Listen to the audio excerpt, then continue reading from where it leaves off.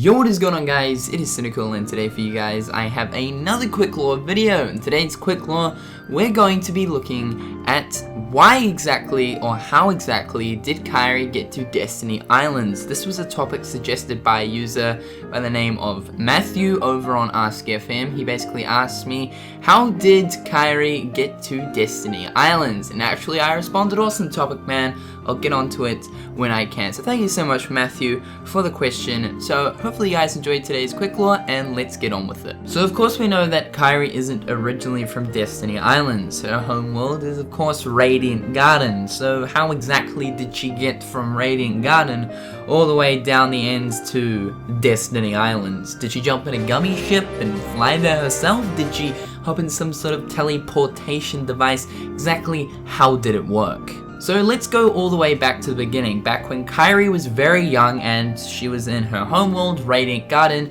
living it up with her grandma. This is of course the time of Kingdom Hearts Birth by Sleep. And who else but Aqua is the whole and complete reason why Kairi made it from one world to another. This is of course the very point in time when basically Aqua first ever meets Kairi. Aqua feels this sort of light presence around Kairi, and she explains that she feels as if Kairi is a special child, and she is a child to be protected. She sensed a sort of specific and strong light, and that light is of course the light of a princess of hearts. During that time, obviously, Aqua didn't know that, she only could feel the presence of Kairi's light. Because of the fact that Aqua felt this presence of light emitting from Kairi, she felt the need to protect her with the use of a magic spell. I just cast a magic spell on you. One day when you're in trouble, the light within you will lead you to the light of another.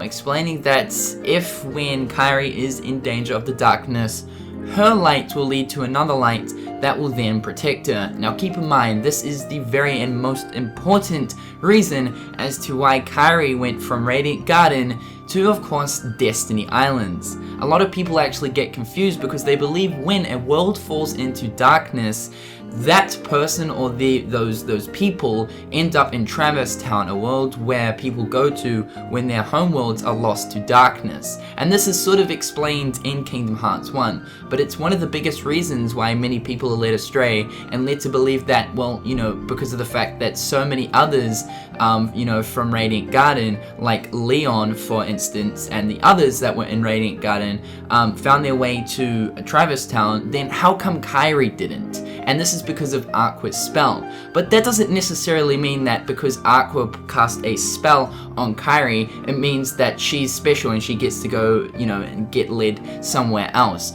Now, everyone that loses their homeworld doesn't always end up in Traverse Town, and we've seen this through Jiminy Cricket. Now, Jiminy Cricket's world was lost to darkness, we know that, and he ended up in Disney Castle. The same sort of thing happened for Riku, except when Riku's world, Destiny Island, fell into darkness, he didn't end up in Traverse Town, he ended up in Hollow Bastion.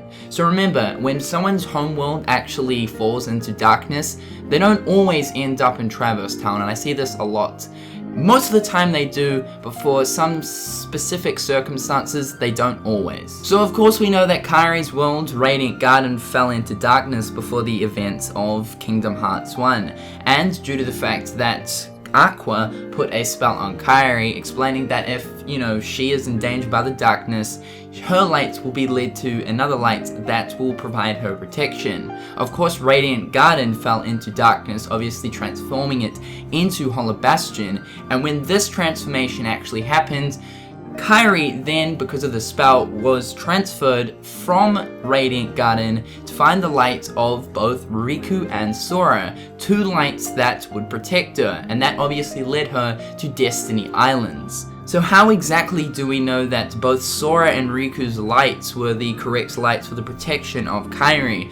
Well, I mean, that's fairly obvious, isn't it? Throughout the Kingdom Hearts series, we've seen that both Sora and Riku care so much for Kairi and are willing to literally go out of their way in any means possible to protect her.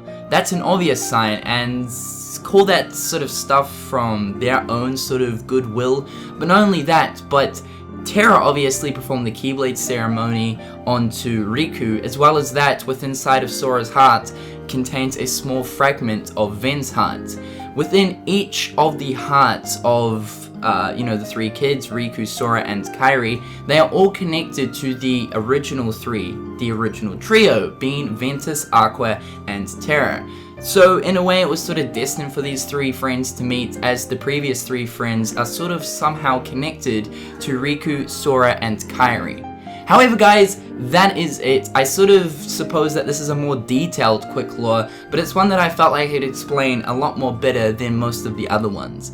If you guys have enjoyed today's video, please hit that like button. If you want to send me any quick lore topics, head on over to Ask FM. I'm more likely and more prone to answer your quick lore questions if you go to Ask FM. The link is in the description below.